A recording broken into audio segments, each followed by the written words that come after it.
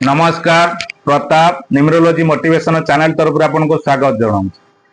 जेते रोजगार कले भी टंका पैसा रहुनी कि जेते आपणकर सफलता पाच चढ़ा को चेष्टा कर विफलित हो जाउछंती कहीं ना अर्थ बाधक साजुची। जो रोजगार कले से रोजगार टी आपण पाखे वंचित हो ताहले जदि आपणकर एही समस्या होची आपण ए समस्या को पालन करंतु ये समस्या समाधान बाट खोजी नियंतु।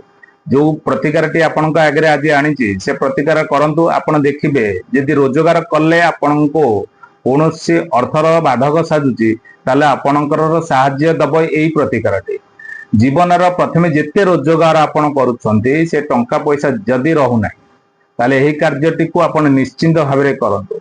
आपण मानकर रोजगार तुमको किपरि साथ देउची प्रथमे आपण गोटे हलदिया जो गोल्डन कलर जो कॉइन रोची 10 टंकिया कॉइन टी आपण ताको आनंतु गंगा जल रे ताको भलो भाव परिष्कार करी धोई दियंतु। गोटे तंभा पात्र रे किछि अरुआ चाउल आनंतु से अरुआ चाउल भितर ए 10 टंकिया जो कॉइन गोल्डन कलर कॉइन अछि से कॉइन टी को ता भितर पोती दियंतु। जो कॉइन मझिर गोटे स्टील थिबो से हबो नै टोटाली पूरा गोल्डन कलर जो 10 टंकिया कॉइन हो किंबा 20 टंकिया कॉइन जो गोल्डन थी जदि आप 10 टंकिया न पाइले 20 टंकिया आनी पारे 20 टंका ठारू किंतु 10 टंकिया बहुत पावरफुल काम दब कहीं 10 1 एक अच्छी रवि तत्व अच्छी 20 होगला चंद्र तत्व आसी किंतु 10 टंकिया खोजा चेष्टा करूँ से 10 टिया कॉइन टी अरुआ चाउल आप पोती दिंतु। पोती साइला गंगा जल धोईकी पोतीबे धूप दीप लगातु। माँ लक्ष्मी पाखे से अरुआ चाउल जो तंभा पात्र रखी से माँ पाखे रखी दिया धूप दीप लगे माँ बीज मंत्र टी जप करंतु। ओम श्री मंत्र टी 108 थर जप करंतु। 108 थर जप कर सारे धूप दीप बुलेबे निजर मन कथा टी आपणकर कहतु।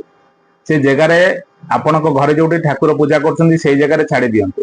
ता परदिन सकाळे ता भितर 10 टंकिया कॉइन टी को बाहर करी निज मनी पर्स भितर आप रखी दिंतु। आपण देखिबे किभଳି भाव चमत्कार फल दउची।